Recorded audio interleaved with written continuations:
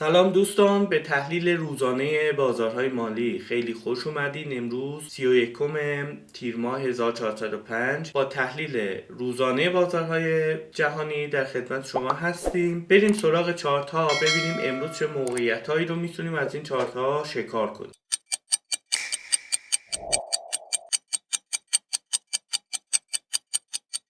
خب همین اول کار یه نگاهی به فارکس فکتوری بندازیم. امروز ساعت 9:30 خبر CPI رو برای پوند داشتیم که اومده و رفته و CPI مون کمتر از دفعه قبل و پیش بینی ها اومده و میتونه مارکت پوند رو به پایین یک مقداری حرکت بده. زیاد پایینتر نیومده که بگیم حرکات شارپی رو توی مارکت بتونیم که ببینیم. امشب هم ساعت 10:30 آقای ترامپ سخنرانی دارن. برای فردا روی یورو اخبار مهمی داریم و چارت یورو میتونه منتظر فردا باشه و یا اینکه بیاد امروز نقدینگی ها رو از روی چارت برداره و آماده حرکت فرداش بشه به خاطر این اخباری که روی چارت داریم. کلا این هفته برای یورو و پوند خبرهای مهمی داشتیم و داریم. خیلی با احتیاط و با حجم کمتری روی این دوتا نماد سعی میکنیم که پوزیشن بگیریم. چارت طلا رو داریم میبینیم. تایم فریم یک ساعته روند نزولی که داشتیم، این روند دیروز شکسته شد رو به بالا.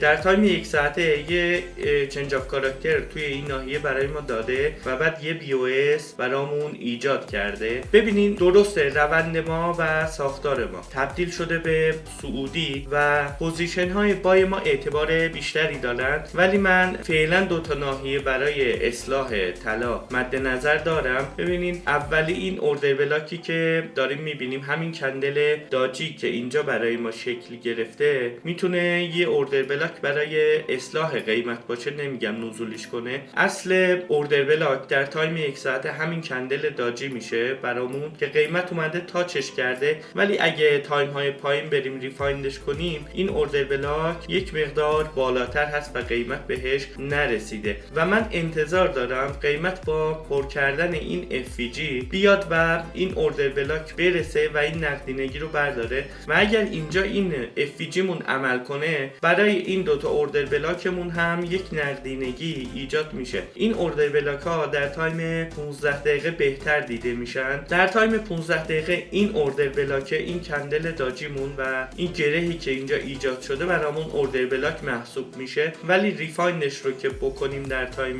5 دقیقه اوردر بلاکمون میشه این ناحیه‌مون و این ناحیه رو من اوردر بلاک فعلا در نظر میگیرم. البته میتونیم این کندل رو هم شامل اوردر بلاک بکنیم به این صورت و یه اوردر بلاک هم پایین تر داریم که فکر کنم از همین اوردر بلاک بتونیم با تریگر وارد پوزیشن بشیم. اگر به این اوردر بلاکمون برسه و حتی میتونه این اوردر بلاک بالاش رو هانت کنه برامون، بهتره. با دیدن تریگر مناسب میتونیم وارد پوزیشن دل طلا بشیم تا این نواحیمون، نه بیشتر. خب چارت یورو USD رو داریم میبینیم. تایم فریم یک ساعته یه چنج اف کاراکتر در تایم یک ساعته داده بهمون. BOS مون میفته روی این شادو. بذارین این رو به عنوان ایندیوسمنت من روی چارت مشخص کنم که اگر زیرش کندل یک ساعته برامون کلوز بده، میتونیم به عنوان BOS بشناسیم این ناحیه رو و اگر بیاد این رو هاند کنه و رو به بالا حرکت کنه، این ناحیه برامون میشه نقدینگی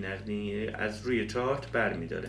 دیدگاهمون فعلا برای یورو USD نزولی هست، توی یک کانال صعودی در حال اصلاحه. معمولا این حرکت ها بعد از برداشتن نقدینگی ها قیمت میتونه که بیاد پایین. تحلیل هفتگی رو اگه نگاه کنین، اونجا من نواحی رو که در تایم های بالا میتونن قیمت رو به بالا حرکت بدن براتون مشخص کردم. خب برای گرفته شدن حرکت نزولیمون دو تا اوردر بلاک داریم. این اوردر بلاکمون در تایم 5 دقیقه مشخصش کردم و یه اوردر بلاک این بالا داریم. ببینید این تایم 15 دقیقه هستیم. اگر بالای این شادوها کلوز کنه برامون، یک لحظه بذاریم من خاموش کنم تحلیل رو. اگر بالای این شادوها توی تایم 15 دقیقه برامون بتونه که کندلی رو کلوز بده و بالاش تثبیت انجام بشه، یه چنج اف کاراکتر صعودی بهمون میده یورو USD، ولی فکر نکنم که این کار انجام بشه فعلا، چون چارت میلش بیشتر به نزول هست تا به صعود. اگر ببینین داخل یک کانال نزولی هم داره رو به پایین حرکتش رو انجام میده. پس در این نواحی من منتظرم قیمت برسه و بتونیم که سلش رو بگیریم و رو به پایین حرکت کنیم. اینجا هم نقدینگی داشتیم روی چارت، اومده این نقدینگی ها رو برداشته و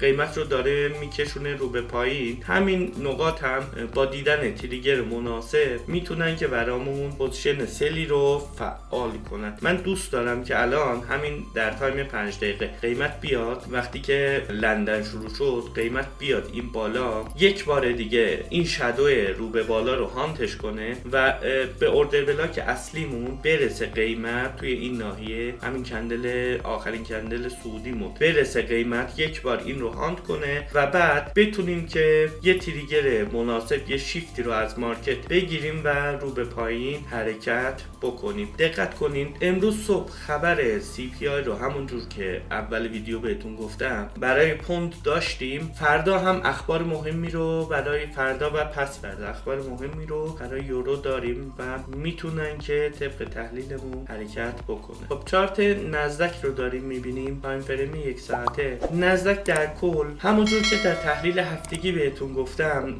حرکات نزدک فعلا رنج هست، داخل این رنج هست، ولی من بیشتر نزول نزدک یعنی اومدن قیمت رو به پایین رو دارم میبینم. خیلی شارپ اومده بالا و در سقف تاریخیش فعلا گیر کرده، میتونه یه اصلاح رو به پایین رو بده، نقدینگی ها رو جمع کنه و دوباره رو به بالا حرکت کنه. به خاطر همین دیدگاه هم فعلا برای نزدک نزولی هست. بیشتر سعی دارم پوزیشن های سل رو از نزدک بگیرم. در تایم فریم یک ساعته میبینیم که چنج اف کاراکترمون انجام شده، دو تا BOS هم به من داده. این پایین هم نقدینگی خیلی معتبری رو من دارم. یه اوردر بلاک توی این ناحیه داشتیم، دیروز اومده مصرف کرده و قیمت رو کشیده پایین، ولی فعلا با اخباری که از جنگ ایران و آمریکا داره میاد قیمت فعلا سعی داره که خودش رو به نواحی بالاتر برسونه و چارت نزدک رو داره صعودی میکنه. در تایم بالامون یعنی یک ساعت ساختار مارکت ما نزولی هست. تا کجا نزولی هست؟ ببینید اگر این ایندیوسمنتی که در چارت براتون مشخص کردم قیمت بیاد و بالاش تثبیت بده، اون موقع میتونیم بگیم که یک چنج اف کاراکتری در تایم یک ساعته ایجاد شده و میتونه ساختار مارکت هم صعودی شده باشه، ولی فاصله زیادی داره تا اونجا و قیمت همونجور که میبینین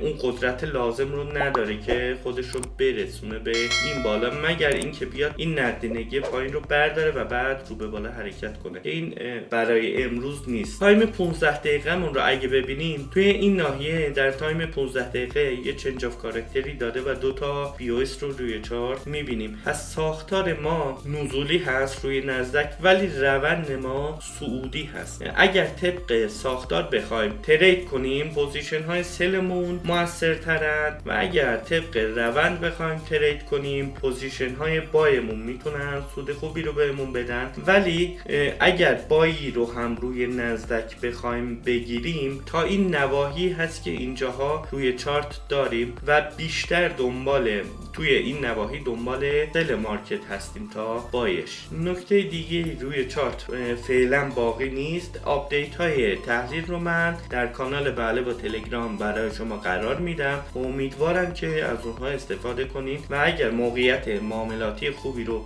روی چارت دیدم با شما به اشتراک میذارم. ممنون که تا اینجای ویدیو با ما همراه بودین. ما رو به دوستاتون معرفی کنین و هر لایک و کامنت و حمایت شما انرژی بیشتری به من تو این مسیر میده تا بتونم ویدیوهای بهتری رو برای شما قرار بدم. این نکته‌ام بهتون بگم، هر جفت ارز و یا ارز دیجیتال یا جفت ارز و هر نماد دیگه‌ای رو که تحلیلش رو خواستین و اگر خواستیم که به نمادهای معاملاتیمون اضافه کنیم حتما بهم بگین داخل کامنت ها تا بتونیم اون ارزها رو هم به تحلیلمون اضافه کنیم و شما بتونین که بیشتر استفاده کنیم از تحلیل های روزانه و هفتگیمون. سلامت و پرسود باشید.